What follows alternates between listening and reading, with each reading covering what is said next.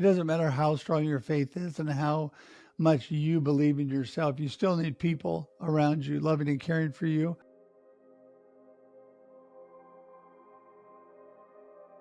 Hi, my name is Russ Hedge, and I was first diagnosed with invasive melanoma in the summer of 2022.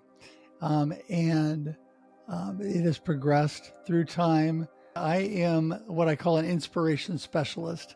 I feel like God has placed me here to inspire and encourage people through all the stuff that I'm going through and to be a blessing to others. I am a husband of a beautiful, gorgeous wife of 37 years. I am the father of two amazing adult children. My daughter, 34, Kyla, and my son, Connor, is 31, and married to my beautiful daughter-in-law, Gabby, who is also an amazing part of our family. And really what I love to do through inspirational speaking, through marketing, coaching, and all that I do, I've been in sales and marketing most of my life. We found on my foot what looked like a wart, and I was treating it that way. And about a month later, I told my beautiful wife, I don't think it's a wart. And she goes, why? I said, because it's about the size of a quarter now and it's black. So she goes, yeah, I think you should go to the doctor. Yeah. So I went into the dermatologist. They looked at it, did a biopsy right away. Sure enough, it came back invasive melanoma. And so they immediately referred me to OHSU, which is an amazing hospital in Portland, Oregon. And so I was shipped up there. Sure enough, they told me I was going to have to go through surgery. Basically, they had to remove most of my instep, move my skin around, take skin from other parts of my body to replace it after they took the cancer down there. It was a pretty invasive, big surgery. On top of that, they did what they call lymph node mapping. And in this first surgery, they also found a lymph node in my groin that had a tumor in it. So it had already metastasized to my groin from my foot. And so that was the very beginning of the whole thing. I thought there was something weird going on, but I didn't think that. So when they came back with that, I was like, oh, okay, well, and I'm a really optimistic, upbeat, positive guy, right? Keep perspective and mindset on life. And I thought, oh, they're going to go in, they're going to cut it out, fix my foot, I'll be all good, right? And they were very optimistic about that too. When they found it in the groin area, they were a little more concerned. I upgraded from 2A to 3C just with that discovery. So that was about a week after the surgery when they called me with that news. That was a little bit more, that was a little harder to take. We all had a moment. My family, my son was calling. He lives down in the LA area with my daughter-in-law. They called and we all cried for a moment because it kind of threw everybody a little bit. But you know what? I thought I'm going to just go and do what they say, and we're going to take care of all this. So they had me on treatment for a while. And lo and behold, at the end of the first 3 or 4 treatments, they did another PET scan testing me, and they found more cancer. They decided that there was 2 things they could do: switch up drugs on the immunotherapy that I was going through, or do surgery. And both the surgeon and I had, at this point, I only had 2 oncology teams, the surgical oncology team and the treatment oncology team. And they both agreed that treatment they thought was the best. And so I said, okay, well, I'll prayerfully consider that. And I'll let you know after the weekend. And they told me on Friday, being a man of God that just really trusting God, I wanted to take time to pray, talk to my beautiful wife and family, and figure out where I was going to go. I'll make sure I felt good about it. And my initial thing was to cut it out. I just wanted to cut it out and be done, right? But they said it would not help treat my whole body. And cancer could pop up in other areas because it had already metastasized. So they had a good argument for doing the treatment. I prayed about it, and we, my family and I, decided to go ahead and do the treatment. So I had 1 treatment, and that kind of blew up actually. Within a couple weeks after the treatment, I started breaking out rashes, having fever. Then I pretty much every side effect. I was horribly ill, nauseous, throwing up. I was, having all kinds of issues. Went into the doctor. They're trying to figure it out. Then one day, all of a sudden my blood sugar is going crazy. They tell me immediately call 911. They transport me to the hospital, find out that now I'm a diabetic, that the treatment had shut down my pancreas. And so it wasn't contributing the insulin in my body like your body normally does. So I had to start doing all the things a diabetic does, to the point now today I'm on insulin pump, CGM, that test my blood sugar constantly. Um, and so they said, well, that didn't work. So they stopped that treatment immediately. They're very, very good doctors. I am blessed with amazing doctors. They immediately stopped it. They decided, okay, we're going to do the surgery. It was a pretty invasive surgery. They had to take out most all of the lymph nodes in my upper groin area. And then, went home with tubes coming out of me and all of that. I was there a couple days at the hospital. And so anyway, it was probably a few months after that, I healed up, and the tumor board, I like the name of that, the tumor board.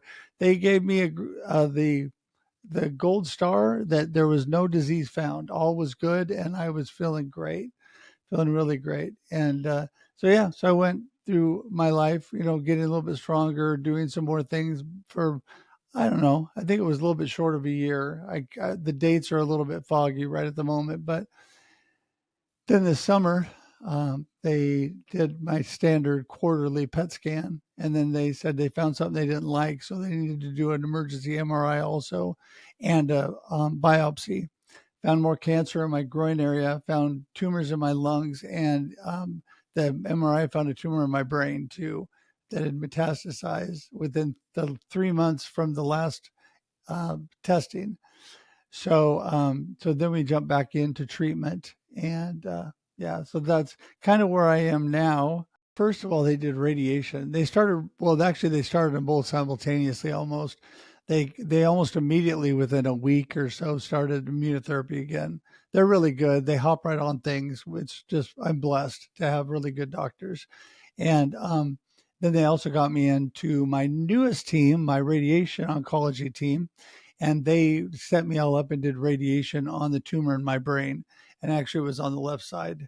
There's still a little bit of residue left, but they feel like they got it all, and that there's no other. I've had to have 3 MRIs in the last month because of what's going on. And so it still looks good. They don't see any more cancer. They've been searching for other issues that are going on because of the latest treatment. So the latest treatment, immunotherapy, was every 4 weeks. I actually made it through 3 treatments feeling okay, just really, really fatigued, and had a few little things, horrible dry mouth, had some, other issues, nausea every now and then, but nothing too bad. I was making it through okay. After the 4th treatment, suddenly something was happening. I wasn't doing well. I talked to my doctor. They took some labs locally, found that things are not looking good. They were very concerned, said, call 911, head to the hospital again. So ended up in the hospital New Year's Eve, over the second, just recently here. My sodium level had dropped. I started having adrenal gland failure. And so they were treating that, also some thyroid issues and high blood pressure issues. So I had to start taking medicine for those things. Then I thought I was recovering. They let me out of the hospital. And to tell you the truth, I was blessed and honored because my son had given me a gift of flying me down to California, and going to a Seahawk Rams game in SoFi. And I was really excited. I pleaded with the doctors. They thought that I was doing good. They let me go. And my beautiful wife was still nervous, but they let me go, and everybody gave me a green light. So I went down. I was feeling so much better. We went to the game. All was good. Came home about a week later, started having problems again. So up to yesterday, I went to see it. I have an oncologist also down here in Salem where I live. So I'm about an hour away from OHSU where I go. So they've used him now as backup because he oversaw me at the hospital. And so I went back to see him just real quick to get eyes on me and see what he thought. Was concerned about things, sent me over to the emergency room. They transported me over there by wheelchair. They got me right in. They did another MRI. They're checking for my pituitary gland things, trying to figure it out because extreme fatigue. My vision became blurry. My hearing has become worse. I mean, my hearing has been really bad through this whole thing. It like decreased to where I have hardly any hearing in one ear and just very little out of the other. So, so that's where we are. So tomorrow I go back in to speak to my treatment oncologist and have labs up at OHSU again. So they're poking and prodding and searching for what's going on right now. You know, this whole cancer journey has been really difficult. Um, well, not just on me physically, it was very difficult on my beautiful wife and family. You know, it's very hard emotionally. And that's the part that's hardest for me, probably. But I'm a very positive, upbeat guy. I trust God and I know that He's with me through it all. So I'm just believing things are going to get better. I keep a good perspective and I even speak about that. I spoke at a cancer conference this last fall in New York. I was able to fly out and speak to them. And what I talk about is, you know, keeping a good positive perspective doesn't mean you're happy all the time. It doesn't mean things are always going the way you wish they would. It's knowing that things are going to get better and there's brighter things on the other side and just hanging in there. And that's what keeps me moving, really. My faith and my beautiful wife and family are amazing. And I have the most amazing friend groups. It's been very hard on me financially because I have my own business and I haven't been able to work that much. And so I've been blessed over and over. That's helped us financially and just have some cancer groups working for me, which has been great. So those kind of things keep me very encouraged. You know, because I love people and I love being able to encourage and inspire them. That's what I'm all about. And people have really loved me and been a blessing to me. My why or purpose is to inspire and encourage you and all the people I see to live a purpose driven life of significance. And what do I mean by that? I tell people I want them to be world changers. I want them to be difference makers. I want them to make an impact on their world because we all are making an impact on somebody. We are influencing somebody, whether it's our direct family, friends around us. We can always be that positive person to smile and say a kind word, to do something that will encourage people to keep moving on. Sometimes people come to me with just the most desperate prayer requests. I'm always wide open to pray for people and they have all kinds of challenges and I can speak into their lives. That's what I'm all about, whether I'm doing marketing coaching or helping people with their sales and their business, or whether I am just doing my thing. And I do a lot of live streaming. Actually, I do about 6 live streams a week and I've been able to keep those going with a little bit of help. I also do just a lot of inspirational posts and things like that to try to encourage people. And I also have a habit every day of reaching out to at least a half dozen, 6 to 10 people just to tell them how much I appreciate them and I'm praying for them and hope things are going good.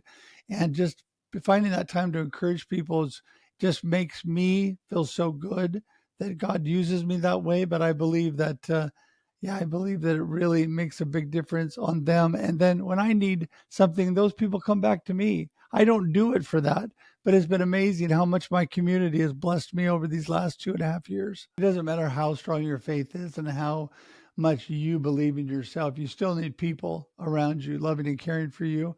And this is the part that always makes me break down, but I'm so blessed. You know, without my beautiful wife and my family, number one, you know, God has blessed me with that, but my friends are amazing. So much support, so much help. They've done so much for me and they continue to. And so I just am so thankful. And that means everything to me. And so that's what makes me all the more want to reach out to people. And I don't have my sweatshirt on today, but I'm a hoodie guy.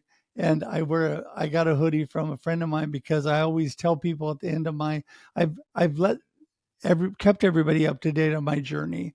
I really felt like God wanted me to let people know what I was going through to help bless them. So I make posts on social media a couple times every now and then. And I always say at the end, God's not done with me yet. I truly believe that. And I got a beautiful sweatshirt from a friend that says, "Good news, God's not done with me yet." And I wear that. And I just thankful that I still have impact and can still reach out and touch people. Everybody thinks that's melanoma is a skin cancer you get from the sun. And it doesn't always come that way. It's just from, I call it your cells going wonky. Your cell, damaged cells become cancer cells. And um, I have learned so much as far as educating myself from all the amazing people around me that know so much more than I do. I was part of a couple cancer groups before this happened to me, and I was supporting other people. And then voila, suddenly I'm in the middle of it and they're all supporting me, which is great, but also learning a lot. I've learned how to eat better, and becoming a diabetic through all this has made that easier because that limits what I can eat all the time. And so I've learned the things that I should be eating and the things that I shouldn't be eating. Then I've learned to get a lot of rest. That's one thing that, is hard for me. I'm a go, go, go, want to take on the world kind of guy, and having to get rest is not always easy, but I've learned to accept help, which was probably one of the hardest things, and learn to take care of myself better. The diabetes is really hard. I'll admit it. It's been hard. And right now with going through stuff that I'm going through, it makes my blood sugar elevate. In fact, I'm just curious here while we're talking, because I was dealing with this before we came on the air. Yeah. My blood sugar without eating anything to speak of is almost at 300 right now. So it's elevated, and an average person should be between 170 and 200, or 70 and 100, between 70 and 100. My norm is between 110 and 130, and that's good for me. I mean, if I'm a little above that or a little below that, they're just like, that's all good, because diabetics are kind of measured differently on their blood sugar. But yeah, my blood sugar now, with whatever's going on in my body, is elevating because of that. It elevates from all kinds of different things. So trying to manage that with the cancer and everything has been difficult at times. It can be frustrating because I can't eat all the foods that I used to love to eat, although not all of them were great for me. But having 3 or 4 donuts is not always good. But I've always had a pretty good. I've always been fairly slim, so I haven't had to worry as much about that. But yeah, I do now. No more donuts, or at least very, very little. Um, so that has been difficult. And the whole process of that shutting down and learning how to deal with being a diabetic and injecting and testing and poking my finger and doing all that too, then having to learn how to use my CGM, which stays on me all the time, and my insulin pump. And those are changing and being updated. And I'm actually going through one of those right now. And that's a lot to learn and figure out. Then recently, this adrenal gland insufficiency, which is basically a fancy word for failure, having to take some medicine basically for the rest of my life for that, to replace what my body does. And then also issues with my thyroid and blood and um, my blood pressure. So those are things, these are things that come along, but I just take them one step at a time. So, I mean, asking how did I deal with that? I still remain positive, and I still tell myself, you know what? I can do this. I'm just going to learn how to take care of this. I can live with it. People have lived with these things for years. I'm just going to learn how to adapt and adjust and live with it. And even though it's not always easy, I can still do it. So that's my attitude. My overall advice is to keep a good perspective. That is my number one thing. And I'll tell you why. Because everything in your life starts with perspective. How you act, what you do, how you think, all of that is based on your perspective, how you're looking at life, how you're going through life. And, there's so many ways we can do that, but really two main things that drive that. Either you're going to look at things positively or look at things negatively. And I can tell you that negative is not a good way to go, because it physically affects your body the way you think. There's a great book that was written by Craig Groeschel, and the subtitle of that book is Change Your Thinking, Change Your Life. It is so true, not only from a mental perspective, because mental health is so important. Going through all that I've been going through and that all of you are going through, everybody's got stuff. Everybody's going through something. So the power of perspective is learning to work on keeping a positive perspective no matter what's going on. Meaning, doesn't mean you're happy all the time. Doesn't mean things are going your way all the time. It's not a magic pill. It's a matter of knowing in my case, I believe that God is right there with me, taking me through it, that I'm going to see a brighter day. Things are going to get better. It's happened every time. I've made it through all of my worst days, and I have always got to a better place. And I know that will happen again. And if you keep that perspective, it will help you not only mentally, but physically, because that actually speaks to your body. Those neurons, what they do is they reattach, and actually in your brain help you focus on positive things when you intentionally work on that. When you intentionally work on keeping a positive perspective, your brain technically, physically rewires itself to look for those things. Your life will be brighter. It also helps with the way your organs and your body functions when you keep a good perspective. Keeping a positive mindset and a positive perspective are really the keys to life, no matter what you're going through. If I can do it, you can do it. Just hang in there.